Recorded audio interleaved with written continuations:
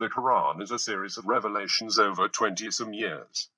Sometimes, there were historic circumstances that appear to have prompted the revelations themselves, such as battles, or events to take place in the future as in prophecy, or circumstances in the early Muslim community itself.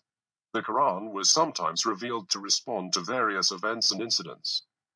Sometimes, it was revealed to support the Prophet, who was faced with many questions, whether by Muslims or non-Muslims, and hardships.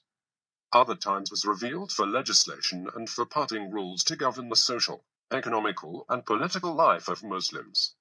The first verses to be revealed are the first 5 verses of Surat Al Alaq, which happens to be chapter 96 of the 114 chapters of the Qur'an.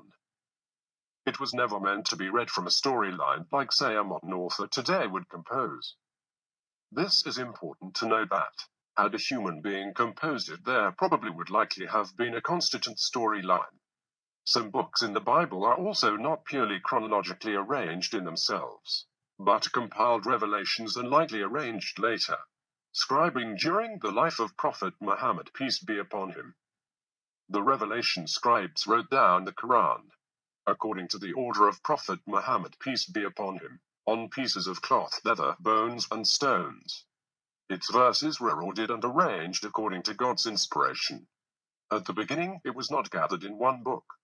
Some of the Prophet's companions scribed parts and chapter, specially for themselves after they had memorized it from the Prophet.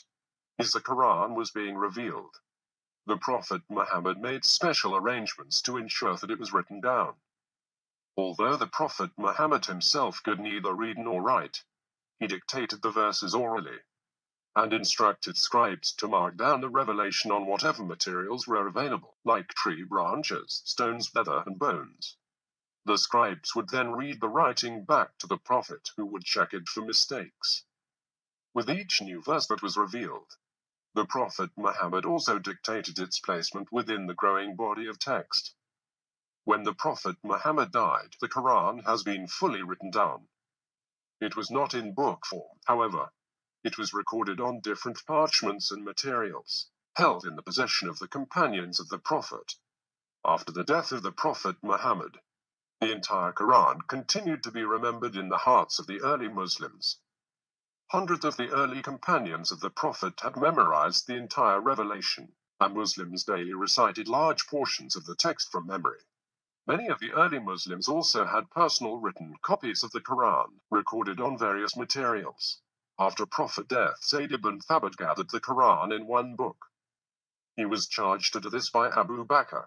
Its resource was the parts written by the revelation scribes, so he gathered all of it in one book, the Holy Qur'an. As Islam began to spread throughout the Arabian Peninsula, more and more people entered the fold of Islam from as far away as Persia and Byzantine. Many of these new Muslims were not native Arabic speakers, or they spoke a slightly different Arabic pronunciation from the tribes in Mecca and Medina.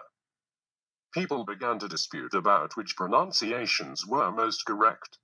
Third Caliph Uthman took charge of ensuring that the recitation of the Qur'an is a standard pronunciation. The first step was to borrow the original compiled copy of the Qur'an from Hafsa. A committee of early Muslim scribes was tasked with making transcripts of the original copy and ensuring the sequence of the chapters. When these perfect copies had been completed, Caliph Uthman ordered all remaining transcripts to be destroyed, so that all copies of the Qur'an were uniform in script.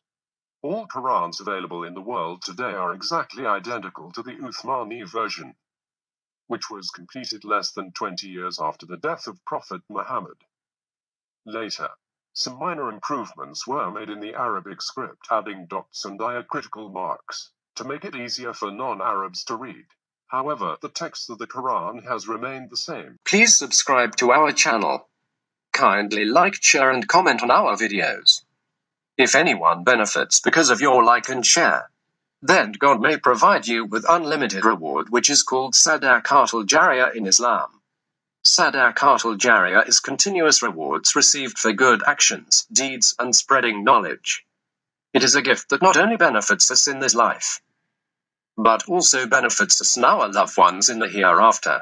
According to the hadith of the Prophet, peace be upon him, narrated by Muslim, when a person dies, all the deeds end except three: a continuing charity, beneficial knowledge, and a child who prays for them.